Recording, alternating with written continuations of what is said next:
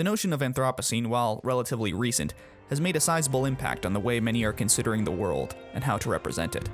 One can only imagine how horrific it is to live through an ecological disaster, let alone be bombarded by images and sounds of it every day through news feeds and television sets. In First Reformed from 2018, the main character, played by Ethan Hawke, acts as a stark representation of the contemporary individual, plagued with the loss of any hope for the future. A future that cannot be imagined without the conditions laid out by the present and continued follies of late capitalism and socio-political turmoil. Indeed, it is this constant bombardment of image after image, whether it be the burning wildfires of Australia, the Amazon rainforest, California, the death of the Great Barrier Reef, or the multiple often underreported oil and chemical spills throughout North America, that this dangerously precarious state of this soon-to-be uninhabitable planet is beginning to become unignorable. First Reformed allows viewers to see this phenomena through an initially unassuming place, a relatively small middle American suburb, and through the eyes of Ernst Toler, a Protestant priest dealing with his own history of loss and, as we find out in the film, stomach cancer. Through a close reading of First Reformed, as well as in reference to Isabel Laurie's state of insecurity, this video will highlight the ways in which the film aims to instill a politics of precariousness and hopelessness in order to explore the ideas of radical action. As well, the film also aims to show how potentially problematic the, perhaps wrong kind of radical action can be, as well as where one can find a new belief in the self, in what appears to be a nihilistic age bent on self-destruction. Take out the dams, stand up to oil, protect the plants and renew the soil. Who's gonna stand up and save the earth? Who's gonna say that she's had enough? Who's gonna take on the big machine? Schrader begins the film with voiceover narration from the protagonist, Toler. However, it appears that we are only hearing the thoughts that he has decided to write down in a journal, one of which he plans to get rid of, leaving no trace of it left. I will keep this diary for 1 year, 12 months. And at the end of that time, it will be destroyed, shredded, then burnt. The experiment will be over. One could even see this as a form of foreshadowing for Toler's fate, or at least the fate that Toler initially attends for himself. The narrative continues to be helped along by voiceover narration, but it is rarely used as a tool for exposition. Rather, it's to better illustrate what Toler is willing to admit to himself in writing. Invoked as well by this choice is Robert Bresson's Diary of a Country Priest from 1951, which many critics, including Mark Ash from Metrograph, aptly point out. There are certainly other comparisons to make as well, like Ingmar Bergman's Winterlight from 1961, which has an eerily similar sequence of events, including a wife trying to help her husband recover through religious counsel, and that husband's body being later found by the priest in a forest after tragically taking his own life. This is better highlighted with Toler's constant reminders throughout his journal that he can neither pray, nor does he think that God will listen to those prayers anyway. This is not a fear of a lack of God per se, but a fear that God will not listen to humanity anymore, as that they are undeserving of his benevolent love. The iconic tagline for the film, "Will God Forgive Us?" encapsulates best this fear of human civilization being a failure, in the eyes of Toler at least. This, in a bizarre way, reminds me of the common practice of the phrase, "I've lost my faith in humanity," throughout the meme culture of the early 2010s. This is a shared notion among people, regardless of how tame these memes are on the surface. However, it is not only memes that signal this return to a pessimistic nihilism, but in fact the acknowledgement and recognition of the Anthropocene that truly signals the growing concerns of a hopeless humanity. The Anthropocene, a term meant to identify the current global age, one where the conditions of biological life on the planet are influenced heavily by human interaction, might seem initially too broad to represent practically. While the recent documentary film and popular art exhibit do well to attempt to represent the broader visual narratives that range from coastlines sinking away to garbage mountains piling up atop other garbage mountains, the perhaps more internalized effects of the recognition of the Anthropocene are what First Reforms aims to illustrate. Though, this process does not begin with the same kind of documentary-styled visuals of the Anthropocene that one may be accustomed to. It begins with a conversation. The world is changing so fast and right in front of us. I mean, 1/3 of the natural world has been destroyed in your lifetime. By 2050, sea level's 2 feet higher on the East Coast. Low-lying areas underwater across the world. Bangladesh, 20% loss of landmass. Central Africa, 50% reduction in crops due to drought. The western reservoirs dried up, climate change, refugees, epidemics, extreme weather. You know, this social structure can't bear the stress of multiple crises. You know, my children will experience this unlivability, this, yeah, I'm sorry, I just, you know, I thought things could change, you know? I thought people would listen. This conversation and transference of information is not only deeply important to Toler, potentially being the straw that breaks the camel's back, so to speak, but it's also critical for audiences as well. Certainly, it could be said that many of the potential viewers of First Reformed could already be well aware of the disastrous consequences of human-influenced climate change, so this might not necessarily be the eye-opening information dump to convert the droves of religious climate change deniers, and perhaps it does not even intend to be. This is likely also not the first time Toler has heard of the incoming perils that the Anthropocene will lead to either. The processes of continuing to repetitively hear and see the scientific predictions or material effects of climate change and the extraction capitalism that fuels it is perhaps part of what truly leads to the sense of hopelessness. Not that it is happening, but that it's only going to continue to happen because no one with the ability to change it is doing anything about it. Toler feels like many, lost in a world that does not care about what he truly wants. The large megachurch Abundant Life that gave Toler the job of working at the small heritage church only provides Toler with superficial counsel, consolations to make sure that Toler is still operational and selling hats, rather than enthusiastically preaching the good word. Oh, I'm fine. No, really. I mean, it's been a while since we've talked. You know, even a pastor needs a pastor. We should do it, okay? I'd like that. Good. And come back here more often. You should get out, come around and be a part of things. So many activities you can do. And the kids like you a lot. They always speak highly of you. So you can get out of that, what's the place? What do they like to call it over where you are? The museum. The souvenir shop. They call it the souvenir shop. Oh, good. Well, good. You're doing a great job. I'm grateful for the opportunity. While capitalism in general is not explicitly called out in the film as the true cause of these problems, it is heavily hinted at, the intense greed of bulk energy being likely the most obvious marker of this. Much like the real-world oil and gas companies that continue to not only contribute to this grave ecological catastrophe, but often extend themselves to stop others from being able to see that it is them themselves at the helms of this devilish project. In this way, individual responsibility changes in the age of Anthropocene, from remembering to turn off the lights to committing a terrorist act in order to kill some of the energy corporation shareholders. Anything to save the environment. The descent into self-sacrifice that Toler ultimately intends to make is an extreme expression of the deep frustrations of many who live in the current world and how they feel about any sort of progress, not just simply about climate change, but against all of the problematics that late capitalism has to offer. To say the least, it leads many to fear for the future and thus to a sense of precarity, or insecurity, much like the climate change activist and his fear of bringing a child into this precarious world.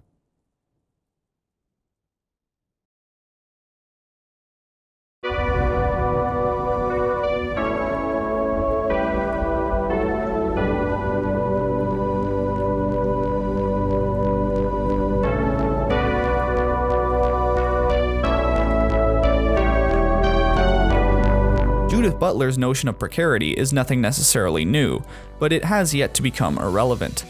Philosopher and political theorist Isabel Laurie explains, precariousness relates not to life itself, but rather to the conditions of its existence.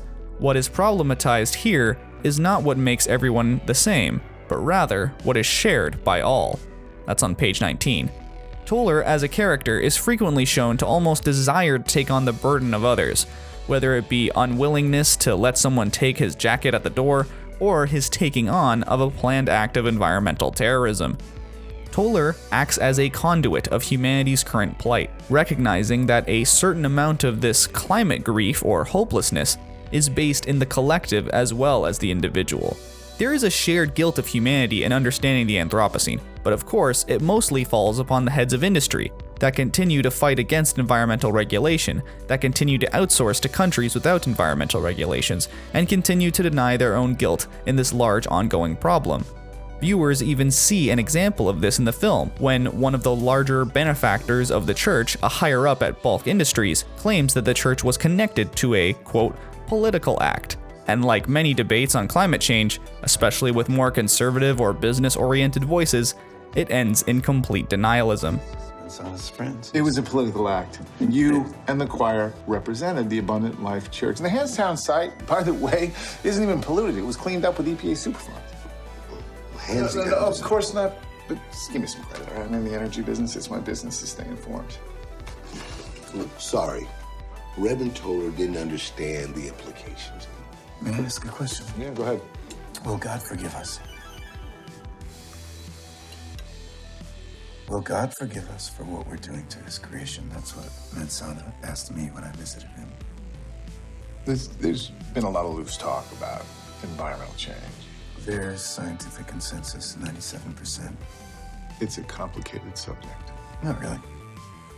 I mean, who benefits? Cui bono, who profits? That's what I keep asking myself, besides the biblical call to stewardship. Who profits when we soil our own nest? What's to be gained? Can we just agree to keep politics out of the reconsecration service? Yes. The precarity of the Anthropocene may be felt and acknowledged by Toler and many others, but to a head of industry with huge masses of wealth, this precariousness is nothing. They, the ruling class, have all the means to willingly ignore climate science, as they, even in the worst of climate change, will have their wealth and fortunes to protect them from the greatest impacts, while those without those fortunes will pay for their greed with their homes, livelihoods, and lives. Through wealth, these individuals can escape the sense of precarity that dominates the contemporary consciousness, allowing them a way out of the social paradigm of this precariousness. Toler, now recognizing the church he serves acts as a sort of moral scapegoat for this energy company, recognizes that he can now no longer rely on anyone else. He must act radically to break the system, rather than passively. Toler sees that there is no longer any debate or moral argument that can stop the ever-churning power of extraction capitalism. To Toler, all that remains is radical self-sacrifice, either to give himself a chance at salvation in heaven, or to, at the very least, send a message. It is no coincidence that Schrader chooses to have Toler attempt to use a suicide bomber vest rather than a remote bomb or ranged weapon. Much like the Christian belief in Jesus sacrificing himself for the sake of humanity's salvation in the afterlife, Toler takes it upon himself to commit a similar act, except this time being a means of also killing the executives of Bulk Industries and the figureheads of religion and government that are under their thumb. The, quote, original sin that this sacrifice would apparently work to atone for being greed. However, Toler does not ultimately activate the bomb, as the wife of the late climate activist, aptly named Mary, who is currently with child, attends the event that Toler had planned to sabotage. Instead of blowing himself up, he undoes the suicide vest, wraps himself in barbed wire he collected earlier, and drinks drain cleaner. This leads to the final moments of the film, in which Mary somehow enters Toler's locked quarters and embraces him, all the while the camera spins around them until a sudden cut to black. While I am not here to explain what this ending could mean, it does help one understand the goal of the film as a piece of contemporary art commenting on the Anthropocene. Toler choosing to commit suicide, much like Mary's late husband, shows the immense frustration that precariousness instills within people. This is the fear of the insecure state of understanding, and this fear becomes only more intensified as the precariousness becomes more evident. As viewers see Toler watch through the repeated gifs of suicide bombings on Google image galleries, the implied sense of dread continues to bear further and further down. Toler is now only somewhat aware of the truly problematic state of insecurity. He is now more than angered and afraid than perhaps ever before. Whether it be Toler's son dying in Iraq, a war that is often cited to be a regressive and useless political choice with grave civilian and military casualties, or his newfound betrayal from his higher-ups at Abundant Life, clearly siding with where their paychecks come from rather than from one of their own pastors, citing the word of the Lord. The weight of the improperly governed world breaks Toler. If he cannot die in an act of martyrdom, taking the lives of the elite puppet masters with him, he sees no other reason to go on. So, this is bleak. Even in Isabel Laurie's book exploring the concept of precariousness, there is a more optimistic ending, a call for resistance to the state of insecurity, demanding more rigorous regulation of both industry as well as government to secure globalized equal opportunity for healthy and happy living. However, one can imagine that obviously in practice this cannot and should not be that easy in theory. There are modes of resistance to precariousness that are generated through the Anthropocene, but with so many of these forces being connected to incredibly powerful modes of production within capitalism, it is no wonder why it's so easy for many to give up and submit a certain percentage of themselves to hopelessness on an everyday basis. If it truly is toppling capitalism that is required to defeat the incoming environmental crises, no wonder why many think it is an unrealistic and unreasonable notion. This leads to multiple factions of belief on the subject, a politicized debate, and a continued discussion, perhaps even eventually legislation.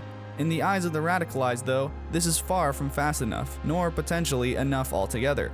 Government regulation is bureaucratic, and not as mobilized as truly radicalized individuals. But I do not believe that this is what Paul Schrader intends to be read from the film. Much in the same way I do not believe that Schrader wants to see the same kind of radicalized action from Taxi Driver come into the real world. What is being implied here, through the tragedy of the loss of spirit, is that one cannot fall into this nihilistic hole alone. First Reformed provides the character of Mary and her unborn child. During the Magic Mystery Tour sequence, Toler seems to find tranquility in visions of the cosmos and natural world, but as soon as he breaks from his focus from Mary, the images and sounds of burning tires and rainforest being clear-cut takes over his mind. When left absent-minded, the Anthropocene finds its way into Toler's mind, even when he was just moments earlier feeling at peace. When Toler is shown alone in his cold, blank housing unit, he reflects his own loneliness and insecurity, and the film's shot compositions do as well. When Toler is with Mary riding a bicycle, he is shown in fixed motion, created by the camera mount, as it appears that the skies and trees move around him just as he does them, certainly seeming more at ease. The feeling of precariousness is gone, shown by the steadiness of the balanced bicycles.